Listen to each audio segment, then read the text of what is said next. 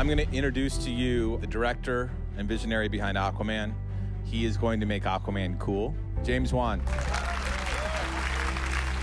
The most recent thing we've seen of Aquaman has been the storyline in Entourage. So everything about this guy up until now has been used in a much more jokey kind of way. And I think because of that, part of the challenge has been trying to show him in a different light. Okay, so for any of you people who know how much jokes get played on the Aquaman sort of mythology, people make fun of him for riding seahorses. Well, now you see my seahorse. We've never really been able to kind of tell his story on the big screen before. And I think a big part of that is due to the fact that he's a very different kind of superhero.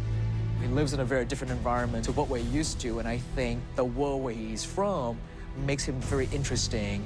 We have explored space more than we have explored the ocean floor on our own planet, and so the opportunity there to create this whole different world is so exciting for me.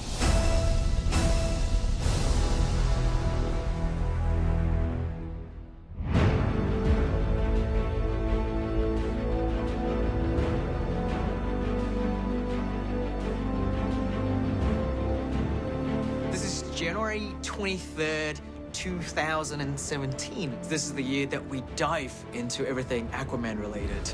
Right now, you guys are inside my production office here in Burbank, California, where we've been prepping for the last 2 or 3 months, designing the visuals and the look of this world. There's nothing in this movie that isn't drawn, not one thing, and everything's built, so it's pretty crazy. So these are the Atlantean soldiers. Before they ever make a costume or they do anything, Ed designs these guys right down to every little seam on their outfits. And then these are translated into three-dimensional models, and then they're turned into costumes. We're starting to prototype the costumes which have been approved by James, and we'll start fitting our actors in the next couple of weeks. And then we have 6 weeks before we go to Australia and 14 weeks till we shoot.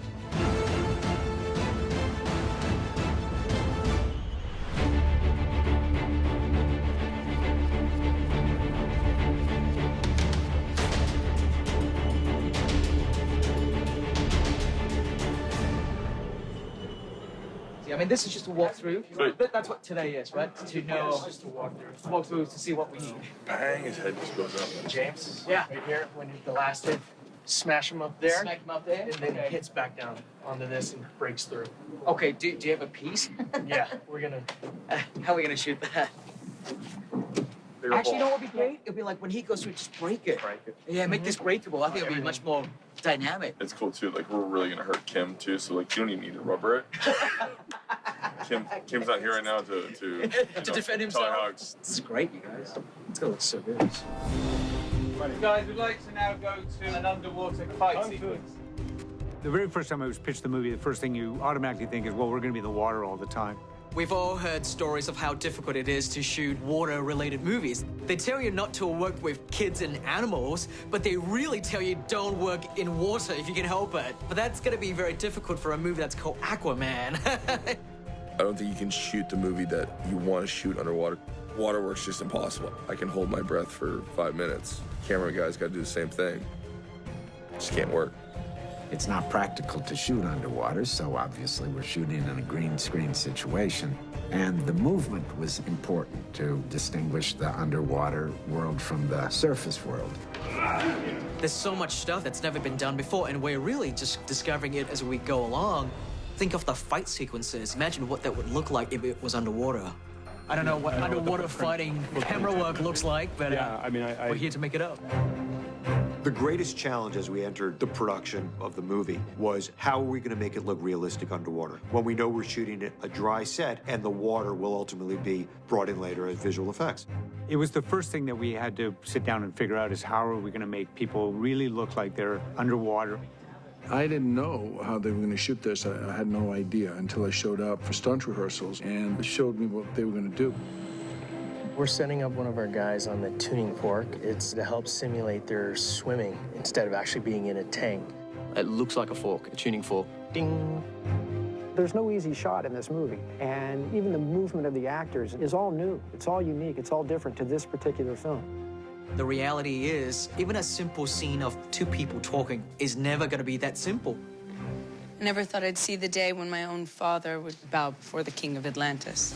My first scene was coming off the Sea Dragon to meet with Orm, and it took like 50 takes just for that particular motion. King Orm. King Nereus, we need to be a little closer. Yeah, a little closer together. But the thing is, you could do a perfect reading, but something was wrong with the rig or whatever. You have to do it again. There's just no way of getting around how time-consuming it is going to be to shoot this film because of all the technicality involved. Yeah.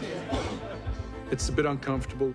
All the pressure comes in a very sensitive spot. I mean, I love doing stunts anyway, I do. I love it. So I'm excited to get in the harness. You said that you love stunts, and I'm very, very excited to get into the harness.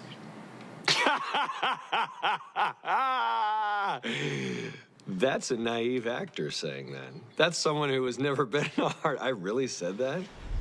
Aquaman, day one. Super excited to be on set on the first day. If you're ready to get this going. James has always wanted to shoot movies practically, and we really did build a lot of sets.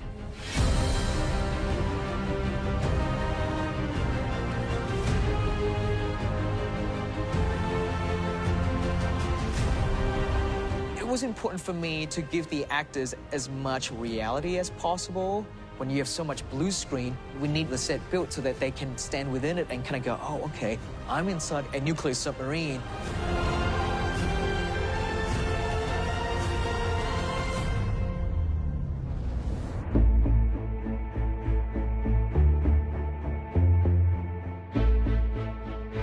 That first day was just, I'm like, hey, let's go, let's dance.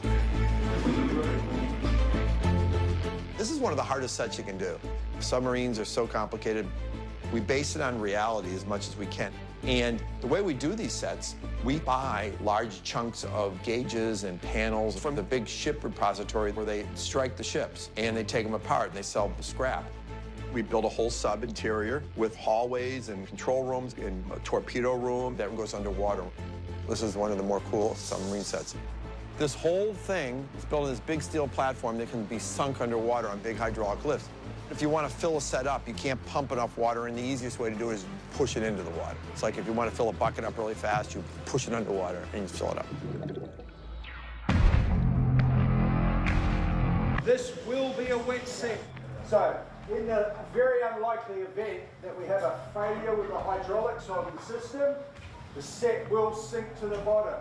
The water level will be right there. So make sure that you have the ability to float or swim. For those who don't know how to swim, I recommend you don't be in this set. How about Bruce standing by?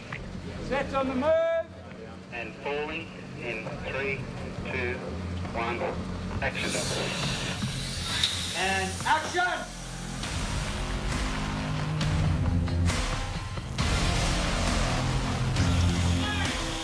When you have an actor and he's getting blasted by water, it's much more dynamic.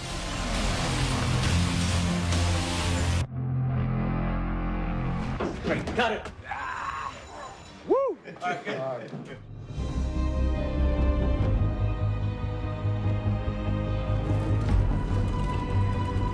This location is our home for Aquaman Amnesty Bay.